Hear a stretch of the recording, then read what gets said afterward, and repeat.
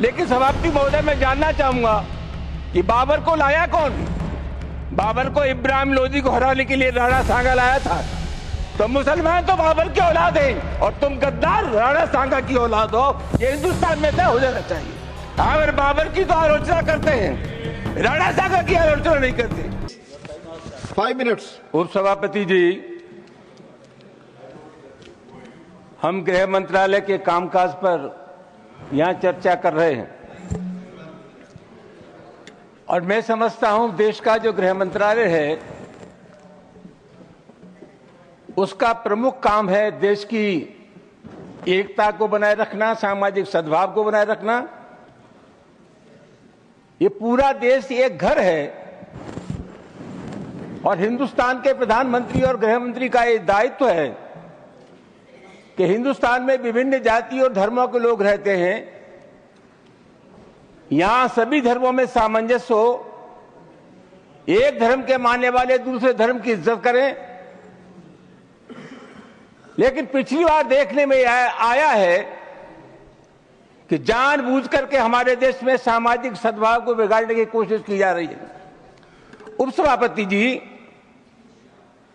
मैं नहीं जानता, अभी होली का त्योहार था और मैंने कहीं नहीं पढ़ा कि किसी मुसलमान ने यह कहा हो कि हम सद्भावना बिगाड़ना चाहते हैं या होली के त्योहार में व्यवधान पैदा करना चाहते हैं। लेकिन इसके बावजूद भी तमाम ऐसे बयान आए जिसके चलते समाज में दरार पैदा हुई, रिश्ते खराब हुए।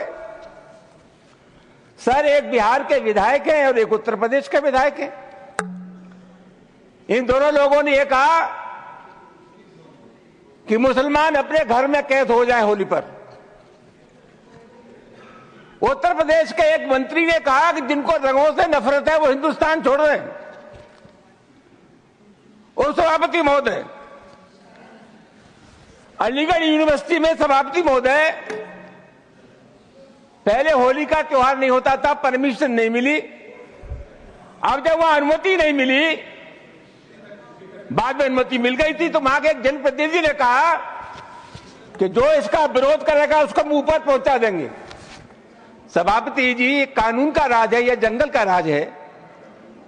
इस प्रकार की जो भाषा बोली जाती है वो किसी भी कीमत पर इस देश की सेहत के लिए ठीक नहीं है। और मैं बहुत अफसोस के साथ ये कहना चाहूंगा कि बीजेपी की सरकार है, बीजेपी का कोई जिम्मेदार नेता या कोई मंत्री इन सब चीजों का प्रतिवाद नहीं करता। यह नहीं कहता कि इस प्रकार की जो भाषा बोलते हैं उनसे हमारा कोई संबंध नहीं है। तो क्या हम मान करके चले कि इस प्रकार के जो तत्व है उनको सरकारी संरक्षण प्राप्त है या इनको भाषा अच्छी लगती है? सभापति महोदय, बार बार कहा जाता है और अभी कहा गया कि जो लोग होली में के त्योहार पर होली नहीं खेलना चाहते, और जैसा मैंने कहा जिनको रंग पसंद नहीं है वो हिंदुस्तान छोड़ दें। उपसभापति महोदय, मैं आपके मार्फत से जानना चाहूंगा, ये देश किसी के बाप का देश है? हिंदुस्तान में विभिन्न जातियों के धर्मों के लोग रहते हैं। इस देश की मिट्टी पर जितना अधिकार हिंदू का है उससे कम अधिकार हिंदुस्तान के मुसलमान का है। राष्ट्रीय आंदोलन में हिंदू, मुसलमान, सिख, ईसाई सब लोगों ने तिरंगे झंडे के नीचे एक कौम बनाई। आखिरी मुगल बादशाह जफर, उसके बेटों का सर कलम कर दिया गया, बादशाह जफर के पास भेज दिया गया और अंग्रेजों ने कहा दमदमे में दम नहीं, अब खैर मांगो जान की, यह जफर ठंडी पड़ी अब तेग हिंदुस्तान की। बूढ़े बादशाह जफर ने कहा गाजियों में बू रहेगी जब तक ईमान की, तख्त से लंदन तक चलेगी तेग हिंदुस्तान की। सभापति महोदय, कौन है इसका ठेकेदार?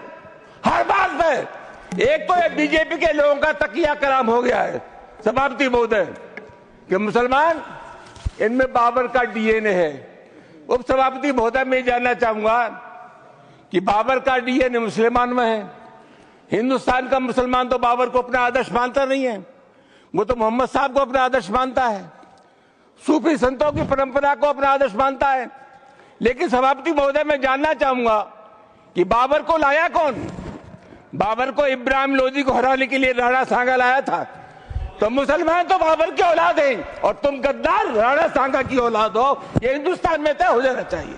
अगर बाबर की तो आलोचना करते हैं, राणा सांगा की आलोचना नहीं करते। सभापति महोदय, ये बहुत सभापति महोदय, ये देश की एकता आप अनुभवी आदमी है, बातचीत में संसदीय मर्यादाओं का ध्यान रखें। संसदीय मर्यादाओं का ध्यान रखें।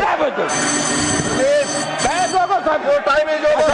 जो भी चीजें संसदीय मर्यादा के अनुकूल नहीं है, आजादी की लड़ाई में सभापति महोदय, please your time is over, you please sit.